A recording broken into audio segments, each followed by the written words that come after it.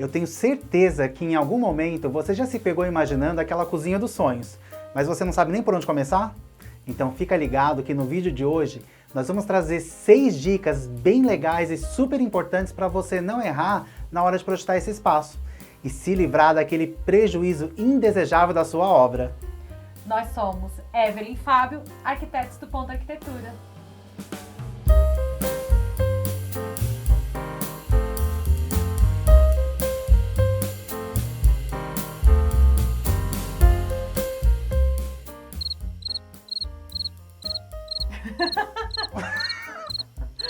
Independente de você contratar um profissional de arquitetura, um marceneiro ou projetar você mesmo, você precisa ter em mente que um bom projeto de cozinha precisa aliar funcionalidade, sofisticação e orçamento. E se engana quem pensa que para se ter a cozinha ideal, basta investir em objetos e utensílios caros ou ser bem decorada. Ela também precisa principalmente se adaptar às suas necessidades. Cada vez mais, elas vêm sendo integradas nos espaços de convivência da casa e se tornando um lugar preferido para os encontros para os amantes de cozinhar e os amantes de comer. E a gente já sabe, né? Quanto mais agradável for o ambiente, mais a gente tem prazer de estar nele. E para te ajudar com isso, no vídeo de hoje nós vamos te dar 6 dicas que vão te ajudar a resolver essas dúvidas aí na sua casa. Dica 1. Setorize a sua cozinha. Um dos principais erros e que interfere muito na funcionalidade de uma cozinha é não pensar na setorização do seu espaço. Essa setorização nada mais é do que a distribuição correta das principais tarefas que são desenvolvidas na cozinha. Então você precisa definir bem as 3 principais áreas. A área de armazenamento com a geladeira e a despensa, a área de higienização, de preparo com a pia e a bancada e a área de cozimento, fogão, forno e micro-ondas. Para te ajudar nisso, você pode usar o triângulo da funcionalidade. Existem diferentes tipos de triângulo que pode se adaptar ao formato da sua cozinha. Como esses exemplos. Para cozinhas com ilha, você pode usar esse tipo de triângulo. Só cuida para não deixar as áreas muito espaçadas umas das outras.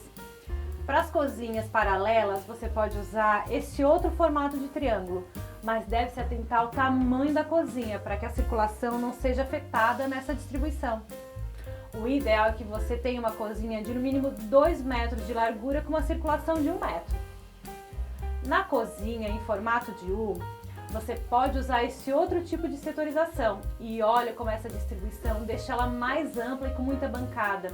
Você percebeu como esse tipo de setorização diminui o deslocamento dentro dela? Vale lembrar que quem cozinha fica muitas vezes de 1 a 2 horas andando dentro da cozinha. Então, quanto menor o espaço de circulação, melhor.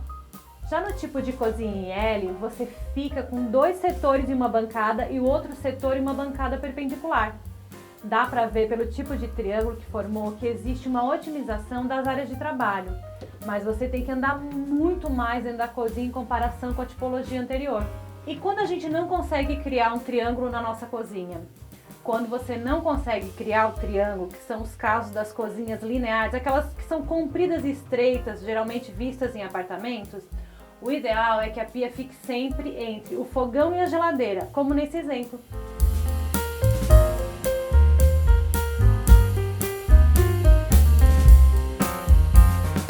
E aí na sua casa, em qual formato a sua cozinha se encaixa? Deixa nos comentários aqui para nós. Dica 2. A bancada de trabalho é para trabalhar, então evite elementos que têm mais a ver com a estética e comodismo e dê preferência àqueles que vão agregar funcionalidade. Para isso, é super importante que a sua bancada tenha a divisão da área molhada e da área seca. E isso nada mais é que o rebaixo da pedra na região mais próxima da cuba. Algumas pessoas não gostam desse tipo de descontinuidade na pedra, mas você pode ter certeza que isso é muito mais agradável do que ficar molhando a barriga na pia. Ou de ter aquela água escorrendo por toda a bancada. Ah, e outro elemento muito importante aqui é a pingadeira, que é essa projeção da bancada sobre a marcenaria. Isso evita que a água escorra no móvel e danifique ele com o tempo. Outra coisa que está super na moda e que muita gente sonha em ter uma, são aquelas pias de sobrepor ou aquelas de estilo de fazenda. Se você é daquelas pessoas que sonha ter uma e está disposto a investir, maravilha. Mas antes você precisa avaliar bem a sua rotina para ver se ela encaixa nas funções do seu dia a dia, tanto em tamanho como em profundidade. e avalia bem o espaço da bancada de trabalho que vai sobrar, porque ela é tão importante quanto uma cuba com um bom tamanho e uma boa profundidade. Sem contar que, por ser de sobrepor, ela acumula água entre a bancada e a cuba, e isso dá muito mais trabalho na hora de limpar e de manter a pia seca. Outro item importante aqui, que se estende ao espaço da bancada, é o fogão. Independente do modelo ou do tamanho, a dica aqui é escolha um modelo que se adeque ao tamanho da sua bancada. Sempre lembrando que para o bom funcionamento, ele nunca pode ficar muito próximo de uma parede ou de um armário, porque assim você não vai ter espaço para movimentar seus braços. Dica 3. Invista no material da bancada, mas não se iluda. Todos exigem um cuidado. O mercado oferece muitas opções, tanto em material quanto em valor, então não tenha pressa em definir o material. Comece avaliando quais são as principais atividades, qual a frequência do uso, quem vai usar e principalmente o quanto você está disposto a investir. E por que isso? Como a gente já falou, existe uma infinidade de materiais que podem ser usados. E entre os principais materiais utilizados, a gente tem as pedras naturais e as industrializadas, com valores bem diferentes entre elas. Por isso, pesquise e lembre-se, independente do tipo ou do valor que você vai investir, todas elas têm o seu lado fraco e que vai exigir um tantinho de cuidado. Então, o mais importante é você optar por uma peça que atenda ao seu dia a dia e que você está ciente dos cuidados que terá que tomar. Entre as pedras naturais, opte sempre pelo granito. Além de ele ter um custo menos salgado, ele também é menos poroso que o mármore. E quanto menos poroso, menos mancha. Mas menos mancha e não ausência de mancha, viu? As mais escuras, elas tendem a disfarçar mais. E não deixe de investir uma boa impermeabilização. Isso vai ajudar a mantê-la por muito mais tempo. E o cuidado, ele não é só com as manchas, viu? Vale lembrar que os líquidos ácidos, como limão ou vinagre, além de manchar, eles também corroem a pedra.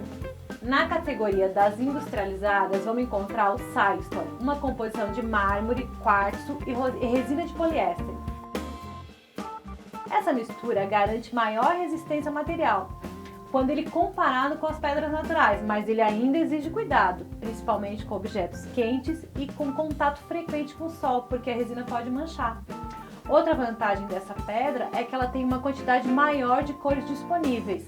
Outro produto industrializado é o Nanoglass, uma mistura de resina e pó de vidro, que cria uma superfície polida resistente à mancha, mas não suporta altas temperaturas, então ele pode trincar ou rachar. Apesar do acabamento lindo que fica, a grande desvantagem dele é o preço, que pode chegar até 4 vezes o valor do material comum. E logo nós vamos fazer um vídeo falando sobre tudo sobre pedras para bancada e de cozinha para banheiro. Pedra para bancadas de cozinha e de banheiro. Então, para não perder esse vídeo, se inscreve no canal e ative o sininho. Assim você vai receber a notificação logo que esse vídeo estiver disponível. Dica 4. A marcenaria não é só uma composição de portas e gavetas bonitas. Aqui a funcionalidade também tem seu valor. Escolha materiais com acabamentos que facilitam a limpeza e que garantam uma boa durabilidade. Por exemplo, acabamentos com lacre, eles podem riscar e até mesmo manchar quando elas ficam próximas do calor. Acabamentos com alto brilho tendem a mostrar aquelas gordurinhas de quando a gente toca na marcenaria e nem sempre elas são fáceis de limpar. Então você tem que dar preferência, principalmente se você optar por tons escuros, por texturas acetinadas. E na hora de limpar é bom evitar os produtos químicos como os engordurantes, porque essas peças podem manchar com o tempo. Você deve investir também em puxadores com boa pega, porque nem sempre você vai estar com a mão limpa ou seca na hora de abrir uma gaveta. E na hora da correria, olha, isso faz muita diferença. Outro tipo de puxador que é bom evitar é aqueles do tipo cava, porque eles têm a tendência de acumular restos de comida dentro dele. E não esquece, mesmo cozinhas que não se integram com outros ambientes, elas também devem seguir o mesmo estilo de decoração do restante da casa, porque o conforto visual nesses casos também contam. Dica 5. Nem sempre o mais caro ou da moda é o melhor para você. Essa é aquela hora que o filho chora e o pai não vê. E quem já investiu numa cozinha sabe bem o que eu tô falando. Quanto mais tecnologia, mais dinheiro investido. E tudo bem, investir em bons produtos e ter aqueles equipamentos dos sonhos. Mas tudo bem também investir em equipamentos que atendam à sua necessidade, cumpram a função e não se tornem um grande elefante branco. Então, Antes de correr pro site, sair comprando para aproveitar a promoção, e quem nunca nessa, né? Avalie a sua real necessidade, a frequência de uso, o tamanho que ele vai ocupar e a infraestrutura que ele vai exigir. O mercado de eletrodomésticos é bem vasto. Com uma boa pesquisa, eu tenho certeza que você vai encontrar aquele que melhor se encaixe para você e para sua família. Vou te dar alguns exemplos que podem te ajudar na decisão. Na escolha da geladeira, os modelos side by side são tudo, né? Sim, eles são maravilhosos para uma cozinha que comporte o tamanho delas, sem roubar o espaço de outros itens com maior importância no seu dia a dia. Outro ponto é a infraestrutura necessária para o seu total funcionamento. Você já pensou em investir numa e não lembrar que para a água sair na torneirinha da porta ou para criar o gelo você precisa ter um ponto de água atrás dela? Outro modelo bem procurado são os modelos inversos, aqueles com freezer na parte inferior. Se no seu dia a dia você acessa esse compartimento com pouca frequência, esse modelo é o ideal para você. Você terá um compartimento de geladeira no mesmo nível que você, facilitando o acesso. Outro equipamento que muitos não se atentam ao funcionamento e às exigências de instalação e compram mais por estética são as coifas. Elas também são maravilhosas e deixam a cozinha com cara de sofisticação. Mas o que muitos esquecem é de verificar se a infraestrutura da cozinha atende às exigências para ela funcionar com seu máximo de aproveitamento e fazer jus ao valor que você investiu. Para o funcionamento da coifa é necessária uma tubulação que leva o ar do ambiente interno para o ambiente externo. Na maioria dos edifícios isso não existe e eles não permitem a sua instalação. Resumindo, você investiu no equipamento que não vai poder usar como exaustor e vai ter que se contentar com a função de depurador, onde o ar é puxado do ambiente interno, filtrado e retorna, sem contar o vento que ele produz, muitas vezes impedindo de cozinhar. Existe no mercado muitas opções de depuradores, inclusive aqueles que ficam embutidos na marcenaria, muito mais em conta e que vão exercer a mesma função. O cooktop ou fogão de mesa também se tornou queridinho na hora de compor o conjunto de eletrodomésticos para uma cozinha. E não é uma das peças mais caras, viu? O que muitos esquecem é que vão precisar também de um forno que pode ser elétrico ou a gás, mas que vai elevar em muito o orçamento do seu projeto. E aí vem o pulo do gato. Em alguns projetos vale muito a pena investir em fogão de embutir. Algumas marcas até já têm a base do fogão igual ao do cooktop, sem contar o valor, que pode chegar a metade do valor de um forno elétrico de embutir. 2 em 1 com a metade do investimento. E você, já comprou algum equipamento e se arrependeu? Conta pra gente aqui nos comentários. E para que isso nunca mais aconteça com você, siga as nossas dicas fresquinhas que a gente posta aqui toda sexta-feira nesse canal. Dica 6. Torre quente não é sinônimo de bom projeto e funcionalidade. E esse é outro elemento de projeto muito visto ultimamente. Só que nesse caso, o que você precisa perguntar para si mesmo é se sua cozinha tem tamanho suficiente para ter uma torre quente e se esse investimento vale a pena para você. Vale lembrar que esses eletrodomésticos de embutir custam muito mais caro que os tradicionais de bancada. E eles também exigem uma estrutura com um nicho projetado especificamente para cada tipo de produto. E com um sistema que garanta uma boa refrigeração. E nada de querer economizar e improvisar utilizando aparelho de bancada em nichos de embutir, porque isso é muito perigoso. Cada equipamento tem uma especificação e um sistema de ventilação próprio. Olha essas ideias que a gente tem para vocês.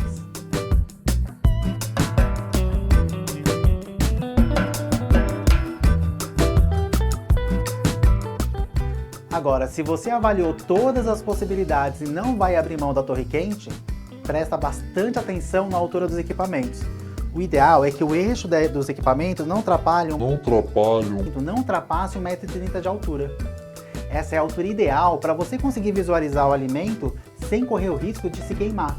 Dicas extras. Nunca coloque piso polido na cozinha. Além de ser super difícil de manter a limpeza, ele fica super escorregadio quando molhado. Não esquece de projetar um espaço para apoiar os panos de prato. Eles são sempre esquecidos na hora do projeto, mas você não vai esquecer e vai lembrar deles sempre que vê ele amontado sobre a bancada ou pendurado naquele ganchinho super improvisado, sabe?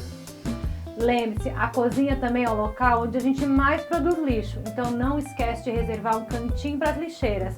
Ela pode ficar escondida na marcenaria ou tipo essa, de embutir na bancada e até mesmo essa, tradicionais. Mas lembre-se, ela não pode atrapalhar a circulação da sua cozinha. Um espacinho com um ponto de tomada e um ponto de água também não deve faltar se você está pensando em instalar um filtro. Não economize nas tomadas das bancadas com voltagens e amperagens para todos os possíveis eletrodomésticos que você vai usar. E uma boa bancada de trabalho, ela exige boa iluminação. Então lembre-se que a iluminação central está sempre atrás de você, criando uma sombra sobre a bancada. Então invista em iluminação em calhas e fitas de LED. A gente precisa enxergar a arquitetura como algo a mais do que simplesmente seguir as tendências ditadas pela moda e pelo consumismo. Ela serve principalmente para atender às necessidades do seu dia a dia. E se você tem algum perrengue que passou na reforma da sua cozinha, deixa nos comentários pra gente. Quem sabe a gente não encontra uma solução pro seu problema. E não esquece, se você gostou desse vídeo, se inscreve no canal, ative o sininho e compartilhe para que ele possa chegar para mais e mais pessoas. Então, Bora pôr a mão na massa? Sem contar o valor, pode chegar a metade do forno elétrico de valor.